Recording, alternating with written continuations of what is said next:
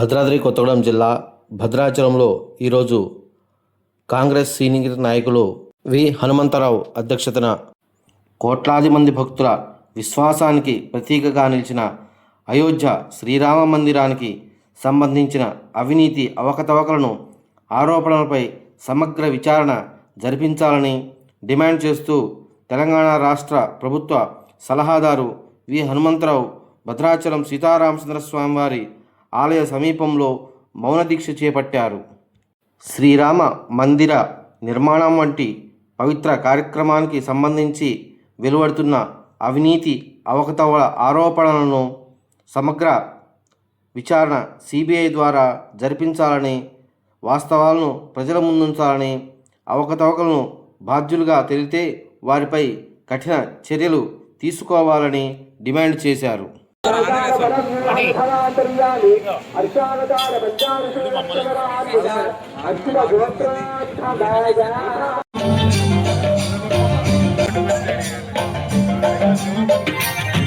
జరిగేటువంటి మౌన దీక్ష కార్యక్రమానికి విచ్చేసినటువంటి నాయకులు మౌన దీక్ష చేయాలనేది నా ఉద్దేశం.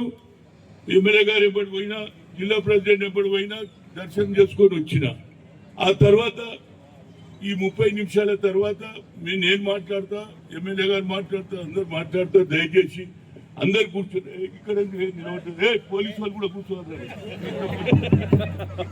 ఇవన్నీ నడవైంది దగ్గర. దయచేసి hello please sit down here. What is this? You can't sit for 30 minutes. For God, రాము దగ్గర పోయి గంట వెంకటేశ్వర 8 గంటలు లైన్లో నిలబడతారు. కూర్చొని అన్నారు. ఉద్దేశం ఒకటే చెప్తా, తర్వాత మాట్లాడతా. ఇవాళ అయోధ్యలో ఎన్నో రోజుల నుంచి చెప్పిండు ఏమని, అయోధ్యలోనే రాముడు ఉన్నాడు, ఎక్కడ లేడన్నాడు. నా ఉద్దేశంలో భద్రాచలంలో కూడా ఉన్నాడు. ఉన్నాడా లేదా? రాముడు వచ్చిండా లేదా? కానీ వాళ్ళు ఒక క్రియేట్ చేసిండ్రు. యావత్ భారతదేశంలో అయోధ్య రాముడు ఉన్నాడు. ఆ బాబుని మస్జిద్ కూలగొట్టడానికి ప్రయత్నం చేశారు. ఎన్నో విధాల తర్వాత కోర్టు ఆర్డర్ ఇచ్చింది. మొదలు వసూలు చేసిండ్రు, తర్వాత వసూలు చేసిండ్రు. ఆ సంగతి తర్వాత మాట్లాడతా. కానీ దయచేసి 30 నిమిషాలు ఇప్పుడు స్టార్ట్. ఇప్పుడు ఏమైంది? 10:20 అయింది. ఎగ్జాక్ట్ 11 o'clock అయిపోతే దయచేసి అందరు కూర్చోండి. మీడియా మిత్రులకు కూడా రిక్వెస్ట్ చేస్తే తీసుకొని కూర్చొని ఫోటోలు తీసుకొని మీరు నిలబడితే మళ్ళీ అందరు నిలబడతారు. నౌ మౌనరథం start. Thank you. No mic. అందరూ సెల్ ఫోన్ కూడా బంద్ చేయండి బాబు, బంద్ చేయ బాబు.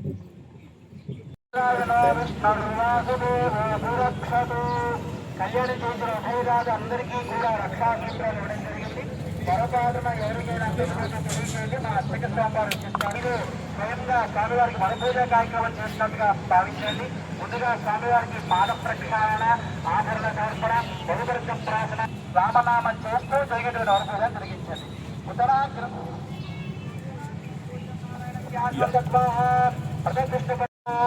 చక్రాయ విద్మహే నారాయణస్య మాతారితో రథమంత్రియా చక్రాయ విద్మహే సహస్రశాలాయ ధీమహి తన్నశ్చక్రః ప్రచోదయాత్. ఇదం మే సంగేశ్వరాజేన పుష్పాదిష్టపనం క్రియాత్. కవేంద్రం ధూమస్త్రాణి జోత్రం దద్యాదు. కళ్యాణం చేయించు కళ్యాణోత్సవ సేవ పూర్తి అయిపోయిన తర్వాత మీరందరూ కూడా మూలవర్ల దర్శనానికి వెళతారు.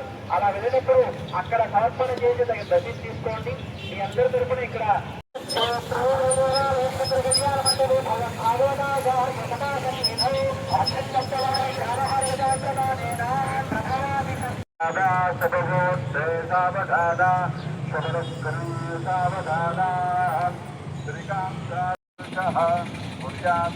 మంగళం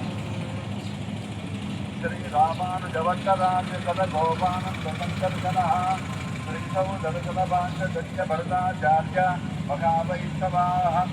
లేదు. ఎందెందు వెతికినా అందేగలడు అనేటువంటి ఆ దేవుని మీద కోట్లాది మంది నమ్మకం, విశ్వాసం పెట్టుకుంటే ఆ విశ్వాసాన్ని ఈరోజు కూల్చినటువంటి బీజేపీ సర్కార్ మీద మరి నిరసనగా స్వయంగా అయోధ్య రామ మందిరంలో జరిగినటువంటి ఉండి చోరీ, దాని మీద అక్కడ ఉన్నటువంటి యోగి సర్కార్ కానివ్వండి, కేంద్ర ప్రభుత్వం కానివ్వండి, మన పెద్దలు బీసీ సంక్షేమ శాఖ ప్రభుత్వ సలహాదారులు సీనియర్ కాంగ్రెస్ నాయకులు అన్న విహెచ్ హనుమంతరావు గారు ఈరోజు మౌన దీక్షను చేపట్టారు.